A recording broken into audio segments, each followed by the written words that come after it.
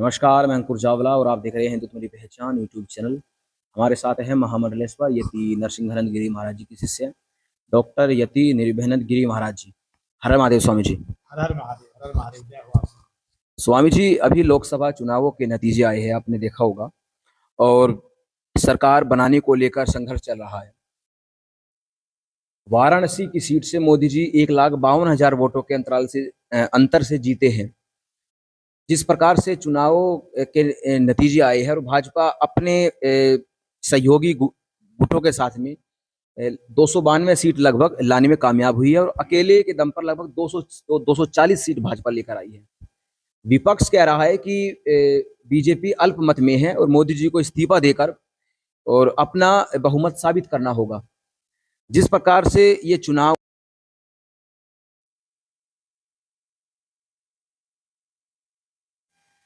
इतनी कम सीटें आने का आप इस पे क्या सोचते हैं और आपको क्या लगता है कि इतनी कम सीटें मोदी जी और के इतने संघर्ष के बाद और जिस प्रकार से 10 साल का जो उन्होंने अपना कार्य करके दिखाया, जिस आत्मविश्वास से वे कह रहे थे कि अब की बार 400 पार, और अमित शाह जी ने भी पूरे देश भर में रैलियों में घूमकर मोदी जी ने कहा कि अब की बार 400 पार, लेकिन उसके बावजूद 300 पार भी भाजपा नहीं कर पाई।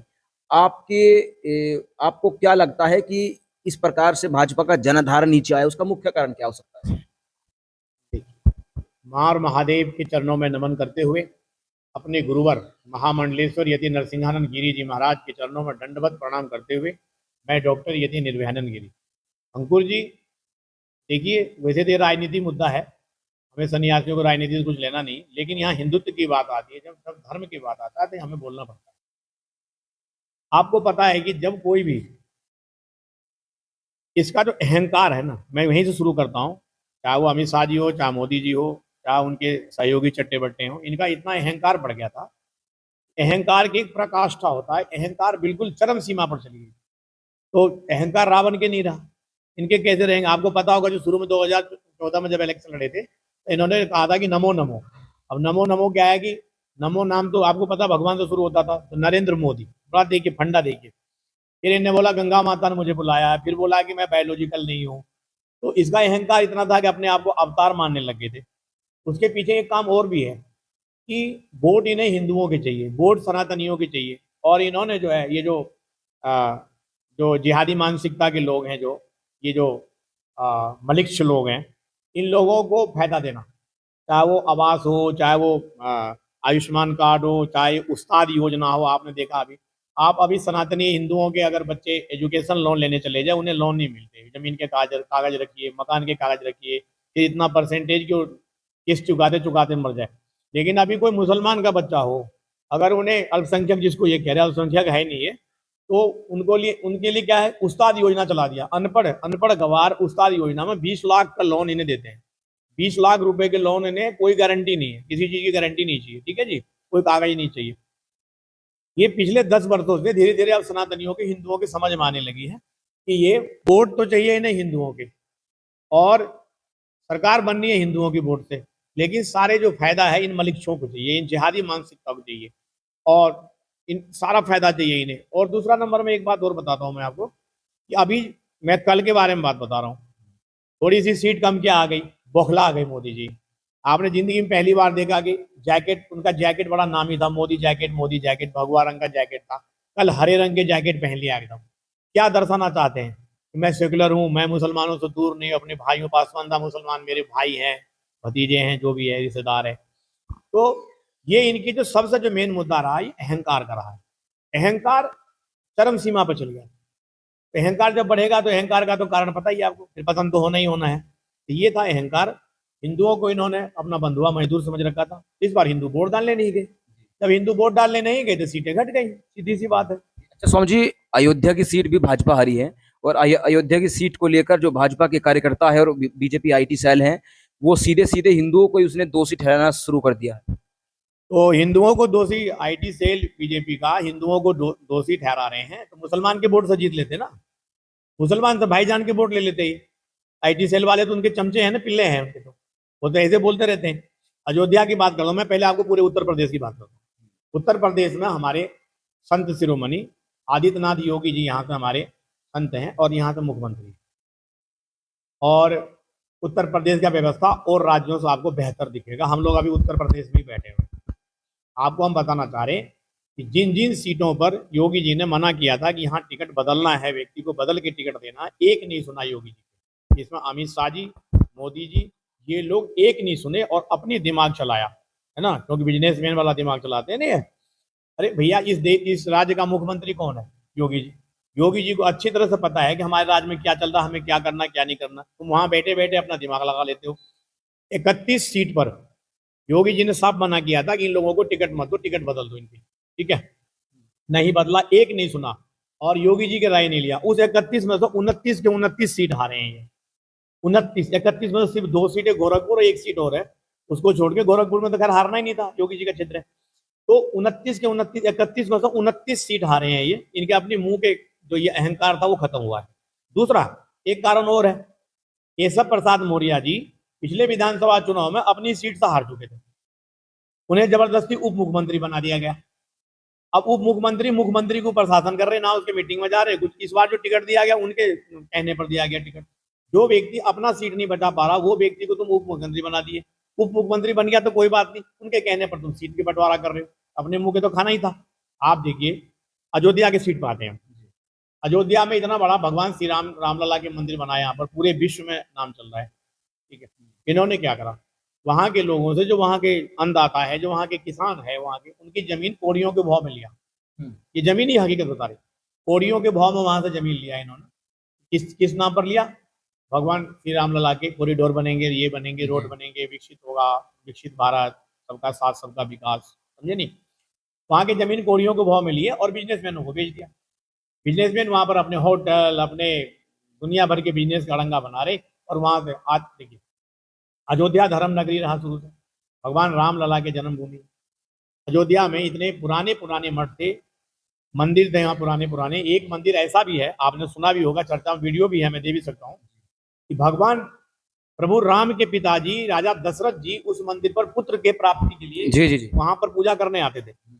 उस मठ को भी इन्होंने इस कॉरिडोर के हिसाब से, शिवलिंग को भी ध्वस्त कर दिया गया। शिवलिंग को भी ध्वस्त करा। और बताया जाता है कि जो शिवलिंग को आरी से काटा गया, वो मुस्लिम व्यक्ति, मुस्लिम पैर रख के आरी से काट रहे थे। ऐसा घटना तो आपने सुना ही होगा जी। हवन कुंड भी वो तहस जी।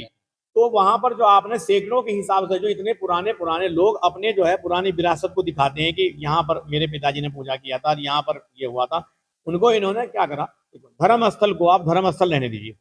अगर आप धर्म स्थल को, अगर आप बिजनेस का अड्डा बना दोगे तो वो फिर धर्म स्थल नहीं रह पाएगा। काशी विश्वनाथ में से करा इन्होंने। काशी विश्वनाथ में सैकड़ों की संख्या में मंदिरें तोड़े, वहां पर मंदिर को तोड़ के ये जो अब बना है नया दिखाना चाह रहे हैं, ये बिजनेस का अड्डा ही, वहां टिकट लगने लग गया, आपको बताइए, आरती के लिए इतना पैसा चाहिए। तो इन्होंने क्या किया, वहां भी शिवलिंग, ऐसी ऐसी वीडियो है, शिवलिंग पर पैर रख रख के शिवलिंग को काटा गया। ये कहीं ना कहीं हम लोग से तो बच जाएंगे, सनातनियों को, हिंदुओं को, अपने भाइयों को तो धोखा दे सकते हैं ये, लेकिन ये ऊपर जो बैठा हुआ है ना अपना परम पिता परमात्मा और अपने प्रभु राम और जो हमारे बैठे हुए हैं, ये बकसने वाले नहीं है।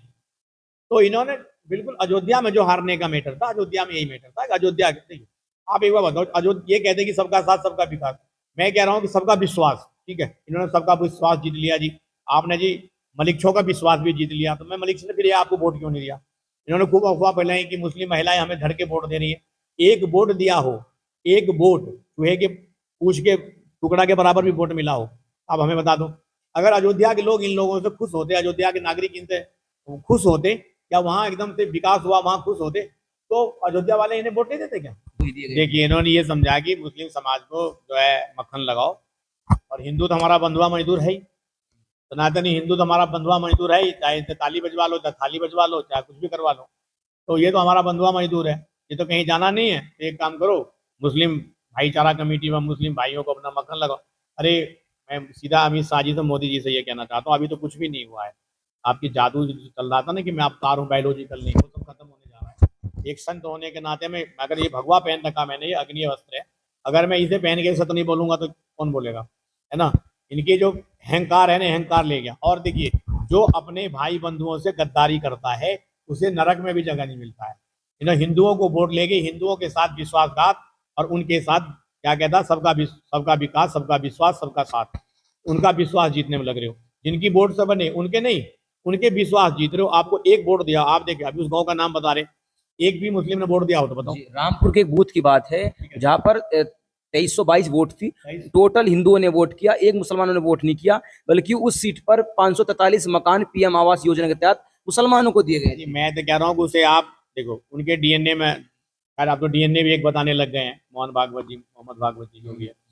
तो मैं आपको ये कह रहा हूँ, आप उन्हें आबे जमजम पिला दो, आप उन्हें अमृत पिला दो, आप उसके लिए कुछ भी कर लो, कुछ भी का मतलब समझ रहे हो, कुछ भी, आपको एक वोट नहीं देने वाला, क्योंकि वो चाहे भारत का मुसलमान हो, चाहे चाहे वो अरब कंट्री का हो, चाहे कहीं का हो, उन्होंने एक आसमानी किताब को पढ़ा है, सब ना उस आसमानी किताब के हिसाब से चलता है। इनकी औकात दिखा दिया उन्होंने, जो कहते थे कि हमारे 3 तलाक पे हमने ये किया है और मुस्लिम महिलाएं हमें झड़ के वोट देगी, तो 3 तलाक से हिंदुओं को क्या फायदा हुआ? आज 10 साल की सरकार में अगर हिंदुओं को, सनातनियों को फायदा हुआ हो, सनातनियों के लिए कोई काम करा हो तो बता दो हमें। आयुष्मान कार्ड देख लीजिए आप, आयुष्मान कार्ड में इन्होंने आयुष्मान भारत, उसमें जिसके घर में 6 बच्चे होंगे उसी का आयुष्मान कार्ड बनेगा। भैया 6 बच्चे तो हिंदुओं को पैदा हो नहीं रहे, हिंदू तो कर नहीं रहे, क्योंकि छोटा परिवार सुखी परिवार, और वहां पे है हम दो हमारे 70, सबके हाथ में रेलवे का पत्थर, समझे नहीं? तो वो उनके सगे हैं, उनके भाईचारा पासमानदा मुसलमानों के लिए वो विदेश में गए, वहां जाके उनको पता नहीं क्या क्या बनवाया, वहां पर मदरसा बनवाए, ईदगाह बनवाया, पता नहीं जो बनाया वहां पे, जबकि पूरे विश्व में 95 से 97% पासमानदा मुसलमान भारत में ही है, वो भी गुजरात क्षेत्र में है ना? ये इनके रिश्तेदार है ना? तो ये जो मुस्लिम प्रेम है वो तो कल छलक गया ना, जरा सा वोट क्या, कितना सीट घटा, मेरे ख्याल से 50-60 सीट घटे होंगे इनके, 50-60 सीट पिछले बार से। तो इसको बुखलाहट आ गई, तुरंत हरे हरे हरे रंग का जो है तुरंत जैकेट पहन लिया इन्होंने, समझे नहीं? ये दिखाने के लिए कि मुस्लिम भाई मैं तुमसे दूर नहीं हूं। 63 सीट भाजपा की अपनी घटी है, पहले 303 थी भाजपा की, अब 240 है। वही मैं कह रहा हूँ कि 60-63 सीट जो घटी है उससे इतना बुखला गया, इतना बुखला गया कि तुरंत हरे रंग के जैकेट पहना और बताया कि नहीं नहीं नहीं भाई, तुम मुस्लिम भाई हो, मैं तुमसे दूर नहीं हूँ, मेरे को तुम अलग मत समझो अपने आप से, समझे नहीं? पहले चरण के इलेक्शन के बाद आपने देखा था कि तुरंत इन्होंने कहा था कि अब हिंदुओं के बहु बेटियों के मंगलसूत्र नहीं बचेंगे, अगर इन्होंने करा, है ना? ये गिरगिट भी, मैं तो कह रहा हूँ गिरगिट भी इससे बिल्कुल पीछे है। गिरगिट तो थोड़ी देर में रंग बदलता होगा, ये तुरंत तुरंत रंग बदल रहा है। लेकिन मैं अपने सनातनी भाई बहनों से, हिंदुओं से ये कहना चाहता हूँ, अपनी बुद्धि विवेक का इस्तेमाल करो, ऐसे बहरूपिये, ऐसे नचनिया, ऐसे बहरूपियों को पहचानो। ये आपके साथ जो जो महात्मा गांधी और वो स्वयंभू राष्ट्रपिता और स्वयंभू चाचा, और उसके बाद इंदिरा गांधी जितना छल नहीं करा था उससे बड़ा धोखा देने जा रहा है।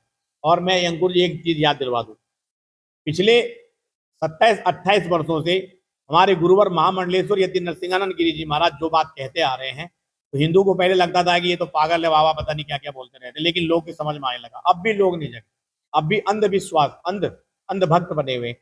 आप देखिए गुरुजी ने क्या कहा था, गुरुजी ने कहा था कि 2029 में, ये जो 29 का बोर्ड इलेक्शन है, इसमें आप जो है हिंदू प्रधानमंत्री बनेगा, उसके बाद 2034 में मार महादेव भी नहीं रोक पाएंगे मुसलमान प्रधानमंत्री। आप जो कहे थे उसके साथ चल रहा उसी हिसाब से घटना घटित हो रही ना, हो रही दिख रहा है ना? मैं भैया जब ये 12-12 बच्चे पैदा करेंगे तो हिंदुओं के वोट तो घटेंगे, और उसे देश में तुमने अल्पसंख्यक घोषित कर रखा है। किस बात की अल्पसंख्यक है जवाब सरकार के पास क्या? अगर सरकार के पास जवाब हो तो बताए कि अल्पसंख्यक कैसे है ये? 2011 के बाद तो जनगणना के कुछ आंकड़े सामने नहीं आए। मैं कह रहा हूं कि कहीं भी कोई भी आप शहर के नाम बता दो मुझे, देश के किसी भी शहर के नाम बता दो आप मुझे, कोई भी। गाजियाबाद में बैठे हम लोग अभी, शिव शक्तिधाम दासना मंदिर में बैठे हैं, आप गाजियाबाद के परसेंटेज देख लो, आप देहरादून के देख लो, आप धार्मिक नगरी जो हमारा धार्मिक क्षेत्र, जो धर्म का पूरा स्तंभ क्षेत्र हरिद्वार है, हरिद्वार में देख लो, आपको 35 से 37% मुसलमान है, देहरादून में 40% मुसलमान है। आज उत्तराखंड के क्या हालत है देख रहे, पूरा देश की बात बता रहा हूँ, है ना? आज गुजरात में क्या कम मुसलमान है वहाँ, लेकिन प्रॉब्लम क्या है ना, इन्हें तो भाईचारा का, भाईजान का वोट चाहिए, इन्हें पठान चाचा का वोट चाहिए। हिंदू का वोट तो मिलेगा ही, बंधुआ मजदूर है ही। जब तक हमारे सनातनी भाई इन नेताओं को, चाहे कोई भी पार्टी का हो, इन नेताओं को जब तक अपना भाग विधाता मानते रहेंगे, तब तक नेता ऐसे ही विश्वासघात करते रहेंगे। इसलिए आप अपने बुद्धि विवेक का इस्तेमाल करें। जी अंकुर जी बताइए। अच्छा स्वामी जी, अब आप जानते होंगे कि लगभग 1,52,000 वोटों के अंतर से मोदी जीते हैं। 2019 में ये अंतर लगभग 5 लाख के आसपास था। जी अयोध्या की आपने बात की कि अयोध्या में सैकड़ों मंदिरों को तोड़ दिया गया, और ऐसे ही वाराणसी में भी काशी विश्वनाथ मंदिर के विकास के नाम पर, कॉरिडोर के नाम पर, वहाँ पर सैकड़ों मंदिरों को तोड़ दिया गया जो जो पौराणिक मंदिर थे। तो जो काशी में रहने वाले जो आम हिंदू हैं उनकी नाराजगी क्या इसी बात को लेकर दिखती है कि जिन काशी के लोगों ने पहले लगभग 5 लाख वोटों के अंतराल से मोदी जी को जिताया था, अब वो आंकड़ा घटकर 1,52,000 हो गया है। देखिए ऐसा ना, काट के हंडिया जो है ना वो एक ही बार चढ़ती है। लोगों को आप कागजों में, लोगों को मीठे मीठे चुपड़े चुपड़े भाषण दे करके, आपको अगर भूख लगी है तो खाना भोजन से ही पेट भरेगा आपका, समझे। विकास के नाम पर इन्होंने गंगा जी में, गंगा माता जो पवित्र गंगा माता हमारे, जिसको हम स्नान करते हैं सदियों से, भागीरथी गंगा है, उसके अंदर में इन्होंने स्टीम चला दी, जिसमें वो जो जहाज चला दी, उसके अंदर उसमें अयासी चल रहा है, उसके अंदर में दारू बियर बार चल रहे हैं उसके अंदर गंगा जी में, वो कहाँ फेंक रहे पी पी के, समझे नहीं। तो ये तो देखो कर्म होगा, वहां के लोग इससे तंग आ चुके, पूरे प्रशासन, जिस भारत देश का प्रधानमंत्री, उसके गृह मंत्री, उसके बाद राज्यपाल, कईयों राज्य के स्टेट के राज्यपाल और कईयों स्टेट के मुख्यमंत्री जो वहां पर इलेक्शन में जो है वाराणसी में थे। अभी अभी जो श्रद्धालु लोग, जो आम श्रद्धालु, अगर उस समय में आप गए होते ना, हमारे पास तो कईयों फोन आए, कहने लगा कि स्वामी जी हम लोग यहाँ पर आए थे दर्शन करने के लिए, हमें इलेक्शन से कोई मतलब नहीं था, लेकिन यहाँ हमारे पीछे 2 लोग अगर गए परिवार के, उसके पीछे 4 पुलिस लगा, क्यों आए हो यहाँ पे इलेक्शन के टाइम पे, क्यों आए हो। किसी होटल में उसे जगह नहीं मिला, किसी मतलब जो कि गेस्ट हाउस में, सब में फुल बता रहे, अगर मतलब फुल बता रहे, जगह खाली हो तब भी जगह नहीं दिया गया। यहाँ ना इतनी हैरेसमेंट, और पूरा सरकारी अमला, पूरा सरकारी तंत्र लगाने के बावजूद अगर कोई व्यक्ति जो अपने आप को कहता है कि मैं बायोलॉजिकल नहीं हूँ, गंगा माता ने मुझे बुलाया है, उस व्यक्ति को भाई 1.5 लाख वोट मिलते हैं, अंतर में जीतता है ना। जमीनी नेता शिवराज सिंह चौहान है ना मध्य प्रदेश में, 8.5 लाख वोट, 8.5 लाख वोट है ना। लालवानी जी, वो क्या नाम है उनका, इंदौर में 12 लाख में 11 लाख के आसपास वोटों के अंदर वोट मिले ना, है ना। इसी तरह अमित शाह को भी मिला हुआ गांधीनगर सीट 7.5 लाख। ठीक है, आप छोड़ो ना, असम में चले जाओ, असम में 3 मुस्लिम के नाम बता रहा हूँ, 10-10 लाख 15-15 लाख वोट मिले हैं उन्हें, वोटों के अंतराल से जीते हैं। वो भी तो है। लगभग 98 मुस्लिम सांसद इस बार चुनकर आए हैं। नहीं वो तो आएगा, देखो अंकुर जी, आप, मैं तो कह रहा हूँ मोदी जी, अमित शाह, क्या आने वाले और भी नेता, कोई इनकी जनसंख्या को रोक नहीं सकते। इसके लिए मैं अपने सनातनी भाइयों को दोषी देता हूँ, ये बच्चा पैदा करते नहीं, इन्हें एक बच्चा पैदा कर लिए इन्होंने तो ये कहते हैं कि हमने तो एवरेस्ट की चढ़ाई चढ़ ली। स्वामी जी 20% ये सांसद बनते हैं, अगर 100 सांसद चुनकर जाते हैं विधान संसद भवन में, तो 20%। अभी तो आप सिर्फ मुझे सांसद का आंकड़ा बता रहे हैं या विधायक का आंकड़ा बता रहे हैं। अगर 2014 से अगर आप IAS IPS का आंकड़ा देखें, PCS जे की तैयारी करके जो जज बने उनके आंकड़ा देखें, और डॉक्टर के, इंजीनियर के तो बात ही छोड़ दो, तो आपको आपके पैर के नीचे से जमीन खिसक जाएगी। कारण क्या है कि 2014 से ये 2024 है, इन्होंने आर्थिक रूप से इन अल्पसंख्यक, जो इनका बिरादरी भाई है, जो जिसको भाईजान है पठान चाचा वाले, तो इन लोगों को इन्होंने इतना सुविधा दिया, आर्थिक रूप से इतना मजबूत कर दिए कि हिंदू तो, सनातनी तो बेचारा नून तेल अदरक में लगा हुआ, उन्हें क्या, वो अपने बच्चों के IAS IPS बना लेंगे, समझे नहीं। तो इनकी बिल्कुल देखो, कहते नहीं कि अंदर कुछ था बाहर कुछ था, वो अंदर की बाहर निकल रहे, तभी तो हरी चादर और ये हरी जैकेट निकलने लग गया इनके, पता चल गया ना आपको। मुझे तो लग रहा है कि आसमानदार मुसलमान में इनकी रिश्तेदारी मात्र है। अभी 9 तारीख को शाम को 6 बजे मोदी जी शपथ लेने वाले हैं, ये जानकारी आ रही है। जो सहयोगी गुट है, चाहे नीतीश कुमार हो या TDP हो या RLD हो, जो भी अन्य दल हैं, उन्होंने अपनी अपनी कैबिनेट में अपने अपने पदों को लेकर उन्होंने मांग रख दी है, और यहाँ तक जानकारी है कि मोदी जी ने उनकी सभी मांगों को मान लिया है।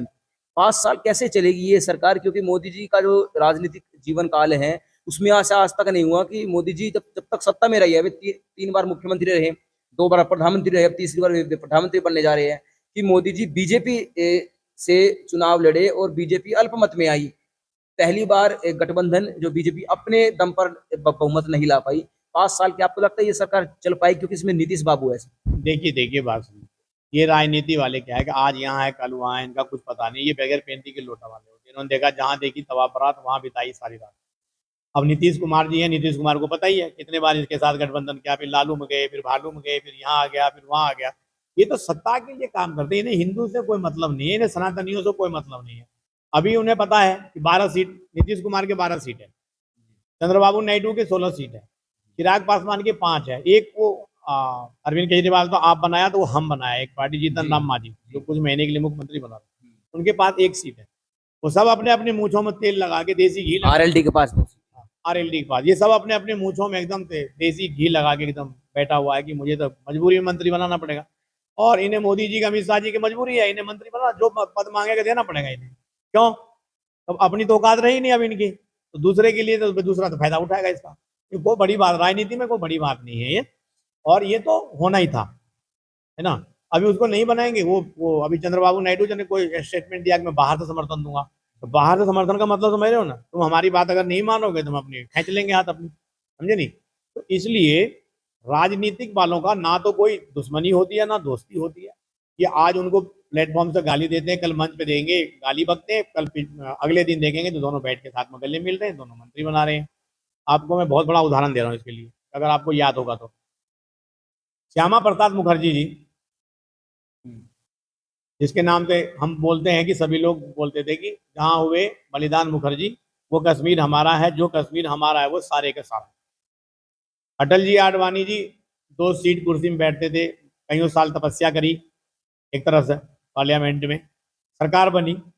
सरकार बनते ही श्यामा प्रसाद मुखर्जी जी को जिस व्यक्ति के सरकार ने तानाशाही ने जेल में डालकर स्लो पॉइजन दे के मारा, जिसके नाम पर बीजेपी वाले वोट मांगते रहे कि जहां हुए बलिदान मुखर्जी वो कश्मीर हमारा है, जैसे ही सरकार बनी सारी कथनी करनी खत्म हो गया और उन्हीं फारूक अब्दुल्ला और उनके परिवार के लोगों को तुरंत कैबिनेट मंत्री में मंत्री बना दिया। तो कहां गया आपकी कथनी करनी? हम तो वहीं से बता रहे हैं आपको, शुरुआत से बता रहा हूं। जो अटल बिहारी वाजपेयी जी की सरकार बनी तो उसने क्या करा, उन्हीं लोगों को जिसने उसे स्लो पॉइजन देके, जिसने जेल में ठूस के उसे मार दिया मुखर्जी जी को, उन्हीं के परिवार वालों को कैबिनेट मंत्री बना दिए तुरंत, समझे। तो ये कथनी और करनी दोगलापन नहीं है तो और क्या है। इसलिए मैं कह रहा हूं कि मैं तो पुनः यही कहूंगा कि सनातनी भाई बहनों, अपनी अपनी आंखें खोलो, कबूतर की तरह आंख बंद करके मत बैठे रहो कि हमें बिल्ली देखने रही, बिल्ली आएगी झपट्टा मार के अपना काम कर देंगे। नेताओं का क्या है, नेताओं तो कल उठाएंगे अपना अपना व्यवस्था जो है उन्होंने विदेशों बना रखा है, इसका क्या है, इसके घर से क्या जाएगा। और कुछ संपत्ति इन लोगों ने कमा रखी है। और मैं आपको बता देता हूँ कि इस समय देखो, जहां तक अल्पमत की बात कोई कर रहा था मेरे से, कहने लगा नहीं जी ये तो इनका भी कुछ नहीं हो रहा, मोदी जी प्रधानमंत्री बन गए, तो बेवकूफ है। क्योंकि भारतीय जनता पार्टी और आरएसएस के पास ही फंड है, उनके पास ही पैसा है, बस इसके अलावा किसी पार्टी के पास ना तो कोई चंदा दे रहा है इस समय, क्योंकि विपक्ष को खत्म कर दिया था उन्होंने, कोई चंदा नहीं दे रहा, कोई फंड नहीं आ रहा, विदेशी फंड को उन्होंने बंद कर दिए। देश के अंदर जितना ये कह रहा था कि भ्रष्टाचार मुक्त सरकार, ये भ्रष्टाचार 10 साल के अंदर में इतना भ्रष्टाचार कर रहा है, इतना भ्रष्टाचार, अगर ये सरकार उतरने के बाद इसकी जांच हो तो ये बड़े बड़े नेता जेल में जिंदगी सड़ जाए इनकी जेल में, ये तो भाग जाएंगे यहाँ से विदेश, मुझे पता है ना, जेल में जाना नहीं तब पहले भाग जाएगा। इनकी जांच होगी, लेकिन अब तो नुकसान किसका हो रहा है, मैं इसलिए बोल रहा हूँ इस मैटर पे आपको, हमें बोलना नहीं था राजनीति में। नुकसान किसका हो रहा है? नुकसान हो रहा है हिंदुओं का, नुकसान किसका हो रहा है? सनातनियों का। वोट आप सनातनियों के ले रहे हो, उसे ठग रहे हो, छल रहे हो, धोखा दे रहे हो, विश्वासघात है। हमने आप पर विश्वास किया, तो मोदी जी ने जो कहा हिंदुओं ने वो करा। मोदी जी ने कहा ताली बजाओ, मोदी ने कहा थाली बजाओ थाली, मोदी ने कहा ये करो, जो करना सब करो, लेकिन आपने इनके साथ विश्वासघात करा। एक भी 10 साल के अंदर, मैं आपसे सवाल कर रहा हूँ जी 10 वर्ष के अंदर में बता दीजिए मुझे कि सनातनी हिंदुओं के लिए अगर एक भी योजना इसने ऐसा लाया जिसमें हिंदुओं को फायदा मिला। और मैं आपके हिंदुत्व मेरी पहचान के चैनल के माध्यम से, जो ये अंधभक्त है ना, जो बीजेपी के लोग अंधभक्त है, आरएसएस के लोग, मैं उनसे एकदम चैलेंज करता हूँ, सिर्फ वो मेरे से आके बहस कर ले, ऑन प्लेटफॉर्म कर ले, कहीं भी कर ले आके। और मैं ये बताना चाह रहा हूँ 10 साल के अंदर अगर हिंदुओं के लिए कोई काम करा हो, हिंदुओं के लिए, है ना। और अयोध्या की बात कर रहे थे आप अभी, अयोध्या में इतने सालों से केस लड़े, किससे केस लड़े जी? मुसलमानों से। बाबरी मस्जिद को, बाबरी मस्जिद नहीं, उससे पहले क्या था, श्री राम जी के मंदिर था, जन्मभूमि, उसको तोड़ के उसने क्या करा, ऊपर से वो पहना दिए, गुम्बद लगा दिए, समझ गया नहीं। इकबाल अंसारी जो बाबरी मस्जिद के जो पक्षधर थे, उन्हीं का फिर मोदी जी ने, मतलब भाजपा ने एक प्रकार से उनको समर्थन अपना दिया। मैं बता रहा हूँ कि केस किससे लड़ा, कितने लोगों ने, मोदी जी का लाए, इससे पहले कितने साधु संतों ने, कितने मठाधीशों ने, कितने लोगों ने, हमारे हिंदू परिवार के लोग, सनातनी योद्धाओं ने वहां बलिदान दिया है। जिसके घर में आज जो मुख्य व्यक्ति कमाने वाला था वो वहां पर बलिदान हो गया, उसके घर में भूखमरी कगार आ गया। आज तक बीजेपी वाले, आरएसएस वाले उसे पूछने नहीं गया कि आपके घर का मुखिया खत्म हो गया, बलिदान हो गया है, आपका बच्चा पढ़ रहा नहीं पढ़ रहा, आपको खाना मिल रहा नहीं मिल रहा, समझ गए। लेकिन अयोध्या के अंदर में देखिए, जब कोर्ट से फैसला आई, वहां बन गए, बनने के बाद क्या होता है, जब प्राण प्रतिष्ठा का, अभी तक मंदिर पूर्ण रूप से बनी नहीं है, जब प्राण प्रतिष्ठा का नंबर आया तो प्रधानमंत्री स्वयं बन गए, मठाधीश खुद बन गए, धर्माचार्य भी खुद बन गए। भैया एक ही काम तो संभाल सकता ना, नहीं प्रधानमंत्री तुम ही बन जाओगे, तुम साधु संतों काम, शंकराचार्य के काम तुम ही संभालोगे, जगत गुरु का काम तुम ही संभालोगे। इसके बाद क्या हुआ, जिस व्यक्ति से इतने लोग बलिदान दे दे के वहां पर खत्म हुए, तब जाके ये मंदिर बनी है इतने 100 सालों में। आप प्राण प्रतिष्ठा वाले दिन बड़े बड़े लंबे लंबे दाढ़ी वाले हाजी साहब, गाजी साहब, मौलवी साहब को बुला रहे हो प्राण प्रतिष्ठा में, जब उसके कुरान में साफ साफ लिखा हुआ है कि मूर्ति पूजा निषेध है, भूत का पूजा नहीं करते हैं, साफ लिखा, कोई भी पढ़ सकता है। बुद्ध पूजा नहीं, भूत पूजा तो भगवान प्रभु राम का मूर्ति है, वहां पर भूत है उनके लिए, तो वो वहां पर दर्शन करने गए थे, क्या करने गए थे वहां पर जब भूत पूजा नहीं है। ये मुसलमानों की वोट लेने के लिए सबको बुला के फंडा करा गया, तो वो जादू चली नहीं। अयोध्या वालों ने कहा अच्छा कितने सालों तो हमारे लोग बलिदान हो गए और तुम जो है इनको मौलवी को लाके बिठा रहे हो यहाँ पे, तो मौलवी से ही वोट ले लो। समझे नहीं? वो लोग जो प्रभु श्री राम जी के आंदोलन में थे, बाबरी विवादित बाबरी ढांचा विध्वंस में थे, उस समय मैं था वहां पर जी। तो जी जिस समय लोग वहां पर नेताओं ने रोक दिया था कि तोड़ो मत, लेकिन जन आंदोलन इतना था कि उन्होंने तोड़ा था। दूसरा, जिस समय जो लोग वहां पर गैंती, फावड़ा, सरिया, वो जो मिट्टी खोदने वाला जो होता है, संबल, जो व्यवस्था करवाए थे, उन लोगों को तो बर्फ लगा दिया उन्होंने। क्या उस समय मोदी जी थे वहां पे? क्या अमित शाह थे क्या वहां पर? नहीं थे। जो थे उसको बर्फ में लगा दिया उन्होंने। अडवाणी जी को बर्फ में लगा दिए, प्रवीण भाई तोगड़िया बर्फ में लगा दिए, विनय कटियार इतना युवा था, विनय कटियार को लगा दिया, उमा भारती को बर्फ में लगा दिए, मुरली मनोहर जोशी को लगा दिया, कल्याण सिंह को भी लगा दिया था। फिर कल्याण सिंह ने उत्तर प्रदेश में ही झंड काटी कि उसके बाद फिर आ गए उनके चरणों में, है ना। तो मीन्स इस बार जो उत्तर प्रदेश में, देखो कहते हैं कि उत्तर प्रदेश से होकर गुजरती है लोकसभा में जाने के रास्ता, भारत की राजनीति उत्तर प्रदेश, ठीक है।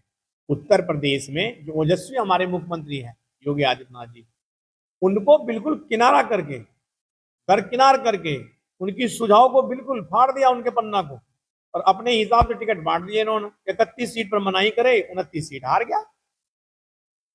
स्पष्ट है ना ये बात, सबको दिखाई दे रहा है ना। हरियाणा में आप हार गए, बिहार में आपको नुकसान हो गया, पंजाब में पंजाब में तो खैर इनका कुछ पहले भी नहीं था, महाराष्ट्र में आपका नुकसान हो रहा है। बंगाल में 2019 में 18 सीट लेकर आए थे, इस बार बंगाल में भी काफी नुकसान। नहीं, मुझे एक बात बताओ कि बंगाल में लोग आपको वोट क्यों देगा?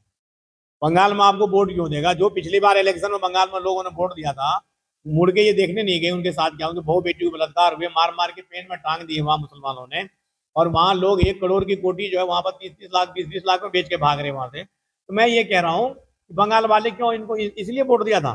गलती ये हुई थी कि वो भारतीय जनता पार्टी को वोट दिए थे। तो ये कथनी और करनी सब ये बिल्कुल गिरगिट से भी गया गुजरा है, जो अपने रंग बदल रहे। और हिंदुओं को जागना चाहिए, उनके विश्वासघात है हिंदुओं के साथ में। अब समझ में नहीं आएगा थोड़ी देर में, अब कुछ को समझ में आवा, कुछ आगे आ जाएगा, लेकिन तब तक में देर हो चुकी होगी। नेता तो अपना थैला उठा के भाग लेगा, अपना विदेश में चले जाएंगे, इनके सब बच्चे सेटलमेंट है ना।